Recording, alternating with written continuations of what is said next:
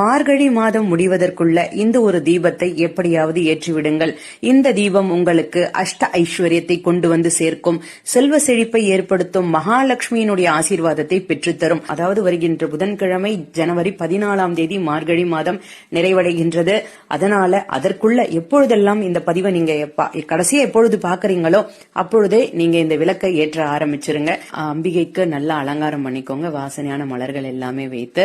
அதற்கப்புறமா பூஜை அறையில இது செய்யக்கூடிய நேரம் காலையில 4:30 மணில இருந்து 6 மணிக்குள்ள பண்ணுங்க. நேரம் இல்லன்னு சொல்றவங்க மாலை நேரத்துல தேர்ந்தெடுத்துக்கோங்க, தவறு கிடையாது.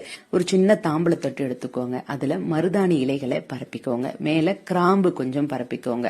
அதற்கு மேல ஒரே ஒரு அகல் விளக்கு வைத்து, அது புதிய அகல் விளக்காக இருந்தாலும் சரி, இல்ல பழைய அகல் விளக்காக இருந்தாலும் சரி, பஞ்சுத்திரி போட்டு தீபம் ஏற்றணும்.